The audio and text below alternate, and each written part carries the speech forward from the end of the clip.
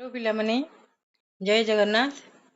संस्कृत शिक्षायतन को तुम मान पुनर्बार स्वागत। आज आम संस्कृत साहित्य मंजरी दशम श्रेणी पद्य विभाग सीतया वनगमनम पंचम श्लोक ठारू अध्ययन करवा, कारण आ पूर्व पीरियड रे आम चतुर्थ श्लोक पर्यंत पढ़ी सारी। ताले एबे चलो देखिबा कौन अच्छी पंचम श्लोक रे। पूर्व पीरियड आम पढ़ी चतुर्थ श्लोक रामचंद्र विवर्ण बदन आउ शरीर अविश्रांत भाव झाड़ बोउथिबार देखी दुखरे अभिसंतप्ता सीता तांको कहिथिले जे हे प्रभु वर्तमान यह कौन नहीं कि एबे आमे ता परवर्ती श्लोक टी को पढ़िबा।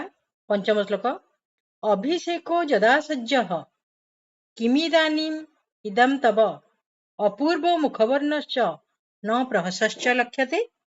हैला अभिषेको जदा सज्जः किमिदानीम इदम तब अपूर्व मुखवर्णश्च न प्रहसश्च लक्ष्यते। ताहले सीता कहउचंती जे अभिषेक जदा सज्ज, अभिषेक जदा जदा कहले जेतेबेले सज्जः सजड़ा चलीछि, किमिदानीम इदम तब संधि विच्छेद करबा। किम युक्त इदानीम युक्त इदम। किम कहले कौन, इदानीम माने वर्तमान, इदम माने एहा वर्तमान कौन, तब तब कहले तुमर। कहले जेतेबेले अभिषेकर सजड़ा चलीछि वर्तमान यह तुमर कौन। अपूर्व मुखवर्णश्च न प्रहसश्च लक्ष्यते। ताले अपूर्व न पूर्व न तत्पुरुष समास, अपूर्व हला न पूर्व न तत्पुरुष समास। ताले मुखवर्णश्च संधि विच्छेद कले हबो मुखवर्ण युक्त च। ताले मुखर वर्ण अपूर्व होइछि, न प्रहसश्च लक्ष्यते। प्रहसश्च संधि विच्छेद कले हबो प्रहसः युक्त च, प्रहसश्च। हला ताले कहले हे प्रभु किमिदानीम इदम तब वर्तमान यह तुमर कौन। अभिषेक जदा सज्जः जेतेबेले जदा माने जेतेबेले जेतेबेले अभिषेकर सजड़ा चलीछि तब तब कहले तुमर यह कौन। मुखर वर्ण अपूर्व होइछि, न प्रहसश्च लक्ष्यते एवं खुशी मध्य लक्षित हेउ नाही, आनंद मध्य लक्षित हेउ नाही। बुझिला। तेबे 6 नंबर श्लोक को चलो। इतीव विलपन्तीम ताम, इतीव विलपन्तीम ताम प्रोवाच रघुनंदनः सीते तत्र भवांस्तातः प्रव्राजयति माम वनम। ହେଲା ताले इतीव विलपन्तीम ताम, इतीव इति युक्त इव, इतीव संधि विच्छेद कले हबो इति युक्त इव। इतीव विलपन्तीम बी युक्त ल युक्त शत्रु स्त्री उइफ। ताले इतीव विलपन्तीम एही परी विलाप करुथिबा, विलाप करुथिबा, विलाप माने पिला माने कांदी कांदी कहूथिबा। ताम ताम माने तांकू अर्थात स्त्रीलिंग रे अछि अर्थात सीतांकू। प्रोवाच संधि विच्छेद कले हबो प्रयुक्त उवाच, प्रोवाच प्रोवाच माने कहिले। रघुनंदन रघोह नंदन रघुनंदन षष्ठी तत्पुरुष समास। ताले इतीव विलपन्तीम एही परी विलाप करुथिबा, ताम ताम माने सीतांकू, रघुनंदन प्रोवाच रघुनंदन कहिले।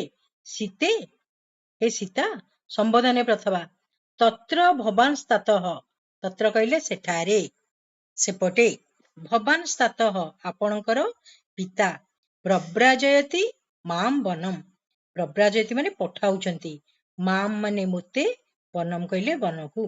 ताले एही परी विलाप करुथिबा सीतांकू रघुनंदन कहिले जे हे सीते सेठारे तुमर पिता मते कौन कहउचंती प्रव्राजयति माम वनम, मते वनकू पठाउचंती। बुझिला। एबे सप्तम श्लोक को चलो। कूले महति संभूते धर्मज्ञ धर्मचारिणी शृणु जानकी जेनेदम क्रमेण आद्यगतम मम। ताले कूले महति महत कूलरे उच्च वंशरे जनक नंदिनी से नहीं कि सीता, तेणु उच्च वंशरे संभूते, संभूते माने जे जात होइचंती। धर्मज्ञ धर्मम जानाति जा सा, धर्मज्ञ धर्मज्ञ माने के सीता को कहउची धर्मज्ञा।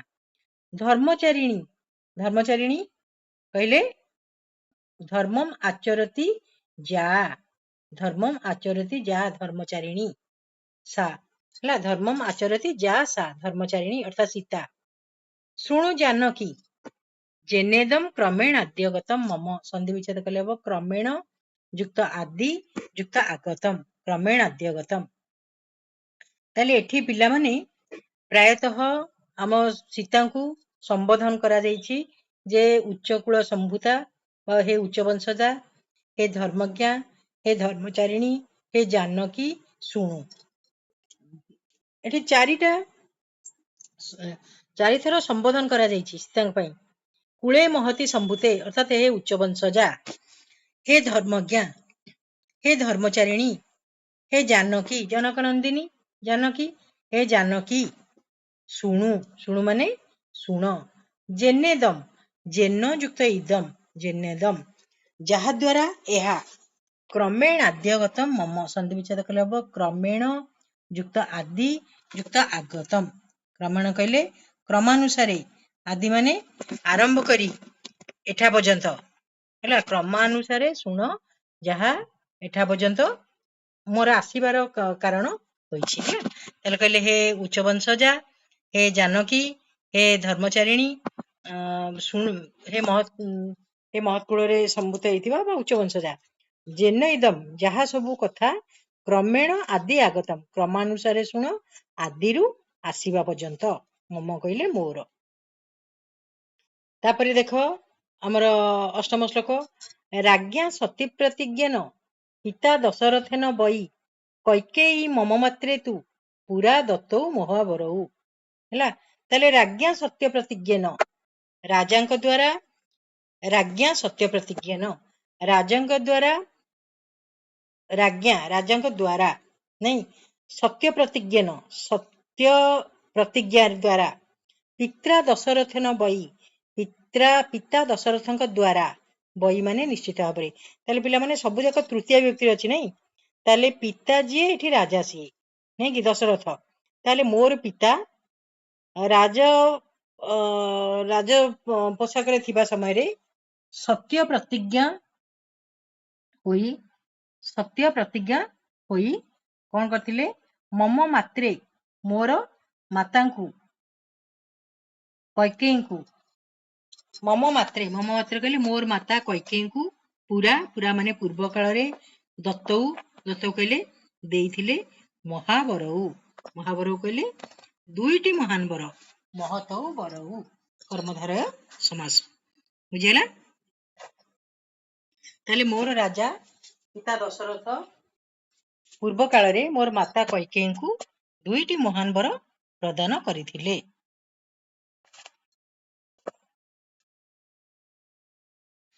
ତୟା ଅଦ୍ୟ ମମ ସଜ୍ଜେ अस्मिन् ଅଭିଷେକେ ନୃପଦ୍ୟତେ ପ୍ରଚୋଦିତଃ ସସମୟଃ ଧର୍ମେଣ ପ୍ରତିନିର୍ଜିତଃ। ତାହେଲେ ତୟାଦ୍ୟ ବୁଝିହେଲା, ତୟାଦ୍ୟ ସନ୍ଧି ବିଚ୍ଛେଦ କଲେ କଣ କରିବା, ତୟା ଯୁକ୍ତ ଅଦ୍ୟ, ତୟାଦ୍ୟ ତୟା ମାନେ ତାଙ୍କ ଦ୍ଵାରା, ଅଦ୍ୟ କହିଲେ ଆଜି, ମମ ସଜ୍ଜେ अस्मिन् ଅଭିଷେକେ, ସଜ୍ଜେ ଯୁକ୍ତ अस्मिन् ଯୁକ୍ତ ଅଭିଷେକେ, ତାହେଲେ ମମ କହିଲେ ମୋର ସଜଡ଼ା ଯାଉଥିବା ଏହି ଅଭିଷେକ ସମୟରେ, ନୃପଦ୍ୟତେ ନୃପଙ୍କ ଦ୍ଵାରା ବା ରାଜାଙ୍କ ଦ୍ଵାରା, ଉଦ୍ୟତ ହେଇଥିବା ରାଜାଙ୍କ ଦ୍ଵାରା ଆୟୋଜନ କରାଯାଇଥିବା, ତାହେଲେ ମୋର ଏଇ ସଜଡ଼ା ଯାଉଥିବା ବା ରାଜାଙ୍କ ଦ୍ଵାରା ଆୟୋଜନ କରାଯାଉଥିବା ଏହି ଅଭିଷେକ ସମୟରେ ପ୍ରଚୋଦିତ